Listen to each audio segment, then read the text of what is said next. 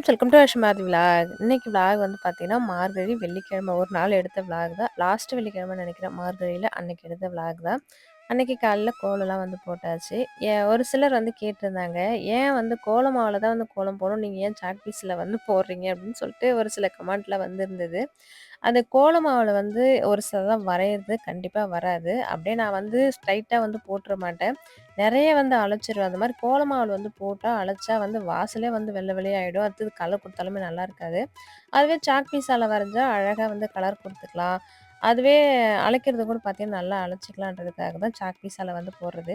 எப்பவுமே வந்து சாக் பீஸால போட போறது கிடையாது. இந்த மாரி டிராயிங் பண்றப்ப மட்டும் தானே அதெல்லாம் தப்பு கிடையாதுன்றதுக்காக போட்டிருந்தேன். மத்தபடி வேற ஒண்ணும் இல்ல.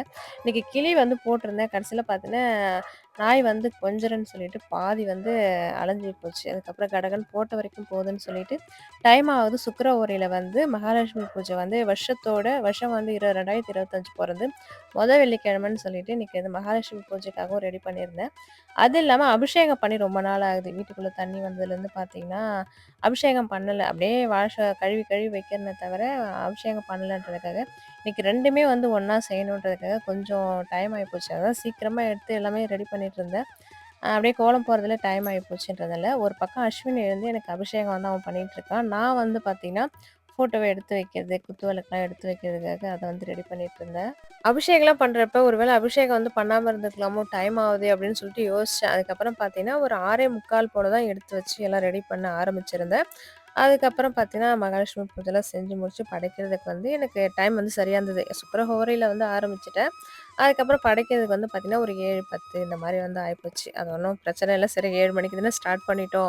6:45லாம் ஸ்டார்ட் பண்ணிடலாம் அப்டின்னு நெனச்சுக்கிட்டேன்.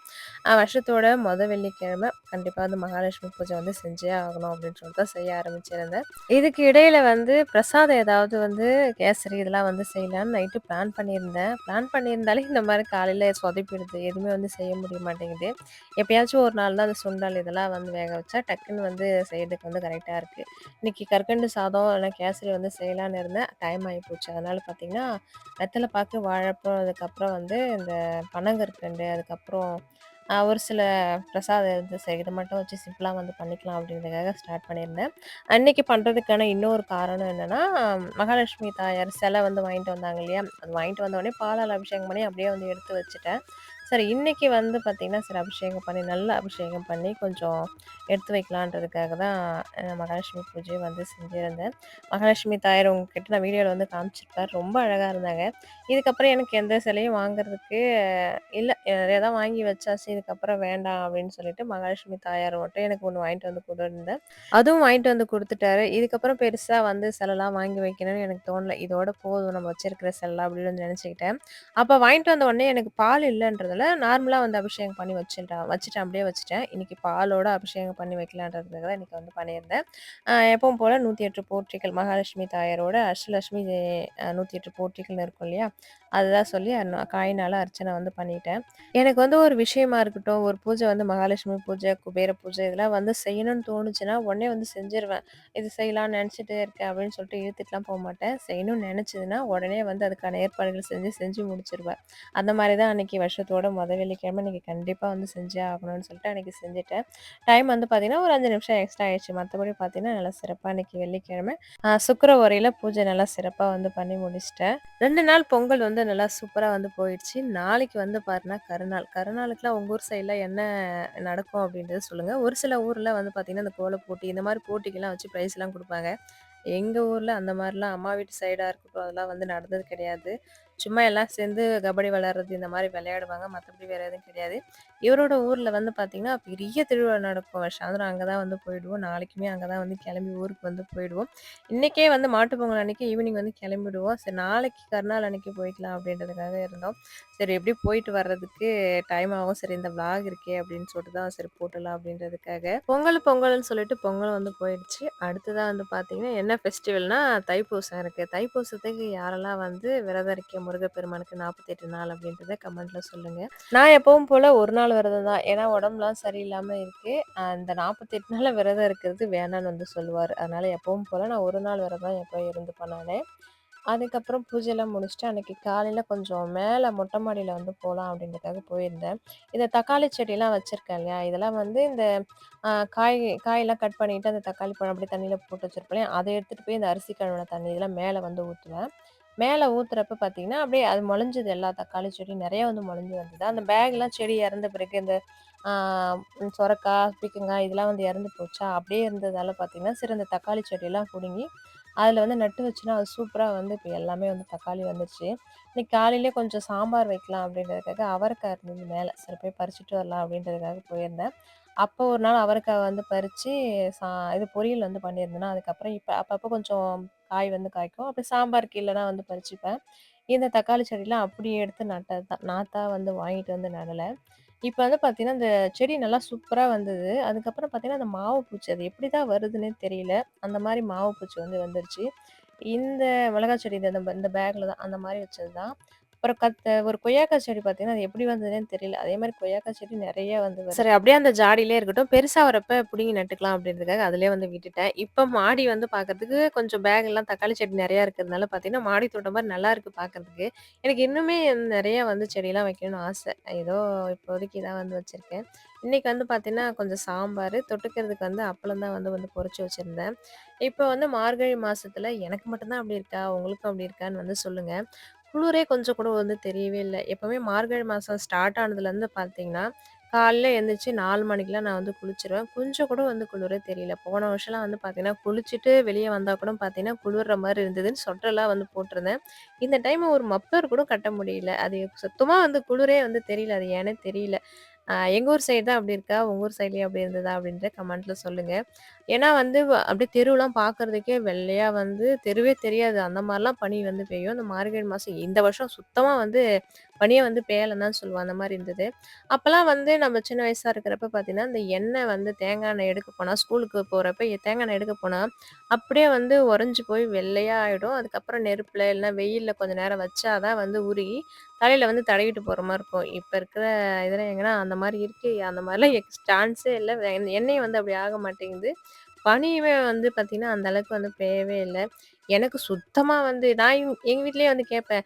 "என்ன எனக்கு மட்டும் குளிரவே இல்ல. எனக்கு தான் குளிரலையா? உங்களுக்குமே வந்து குளிரலையா?" அப்படின்னு வந்து கேட்டுட்டே இருப்பேன். ஏன்னா, நீ காலைல வந்து குளிச்சிடுறல்ல. அதால வந்து உனக்கு குளிர் தெரியல. ஓரளவுக்கு தான் குளிருது அப்படின்னு வந்து சொல்லிட்டே இருந்தாங்க. எல்லாரும் சைட்லயும் அப்படிதான் பனி பெய்யுதா? அப்படின்ட்டு கமெண்ட்ல சொல்லுங்க. ஒரு சிஸ்டர் வந்து கேட்டுட்டே இருந்தாங்க. உங்க ஊர் சைடு வந்து பனிய காட்டுங்க, பனிய காட்டுங்கன்ட்டு.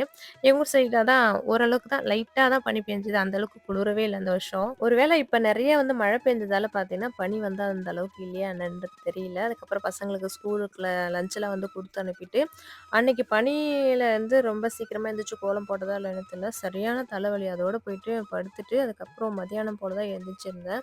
போயிட்டு கொஞ்சம் இன்னைக்கு வெள்ளிக்கிழமை சந்தை இல்லையா? ஜாதி மல்லி செடி வாங்கிட்டு வரலாம் அப்படின்றதுக்காக தான் போயிருந்தேன்.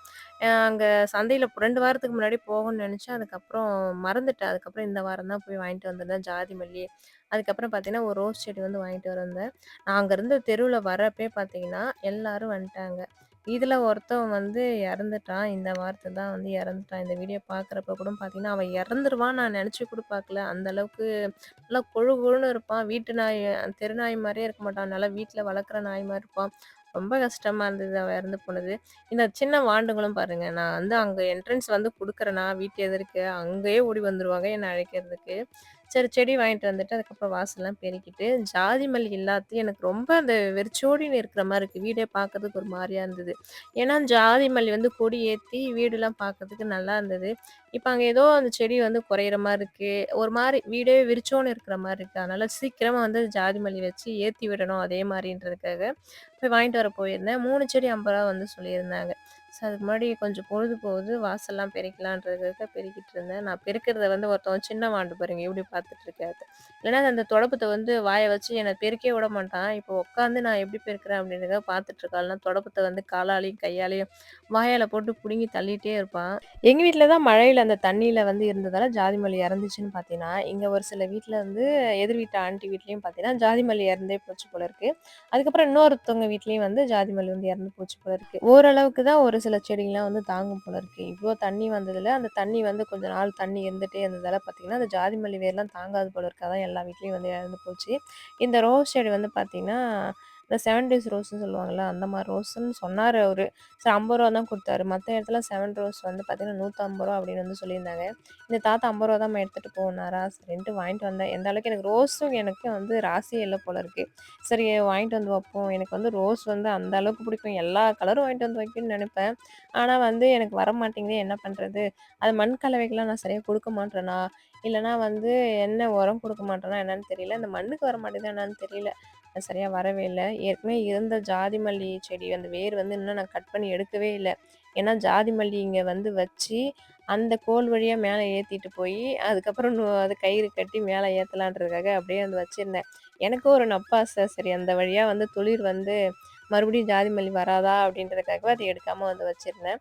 இந்த இப்ப வைக்கிற செடி வந்து பார்த்தீங்கன்னா, கடகடன்னு வரணுன்றதுக்காக இந்த ஆட்டோட உரம், அதுக்கப்புறம் மாட்டு சாணி உரம், அதுக்கப்புறம் டிஏபி, அதுக்கப்புறம் ஒரு சில உரம்லாம் வந்து போட்டு வந்து வச்சிருக்கேன். கையோட மேலேயும் போயிட்டு கொஞ்சம் உரம் போட்டுடலான்றதுக்காக போட்டிருந்தேன். அந்த மாவு பூச்சிக்கு வந்து பார்த்தீங்கன்னா, நானும் அரிசி கழுவின தண்ணியும் வந்து ஊத்திட்டேன். அதுக்கப்புறம் இன்னைக்கு வந்து சோப்பு வந்து துணி சோப்பு இருக்கு இல்லையா? அத வந்து கரைச்சு ஊத்துனேன். அந்த பூச்சி வந்து போயிடும். வந்து சொல்லியிருந்தான். சரி அந்த மாரி வந்து கரைச்சு ஊத்தலாம் அப்படின்றதுக்காக ஊத்திட்டு, அதுக்கப்புறம் குச்சி வச்சு தள்ளுனேன். அதுதான் வந்து போயிடுச்சு. இருந்தாலுமே அவ்ளோ பூச்சி வந்து எப்படி தள்ள முடியும் அப்படின்னு வந்து நினைச்சுக்கிட்டேன். என்னதான் வந்து நமக்கு எவ்ளோ இதா இருந்தாலும், எனக்கு காலையில விடிஞ்ச உடனே கோலம்லாம் போட்டுட்டு வந்து பார்த்தீங்கன்னா, இந்த மாரி செடி இருக்கிறத போயிட்டு நான் ஒரு ரவுண்ட் வந்து பார்த்துட்டு வருவேன். மொட்டை மாடியா இருக்கட்டும், கீழ எல்லாம் போய் பார்த்துட்டு வரப்ப பார்த்தீங்கன்னா, நம்மளுக்கு அது சொல்ல முடியாத ஒரு சந்தோஷம், ஒரு ஹாப்பினஸ் வந்து கிடைக்கும் செடியெல்லாம் பார்க்கறதுல.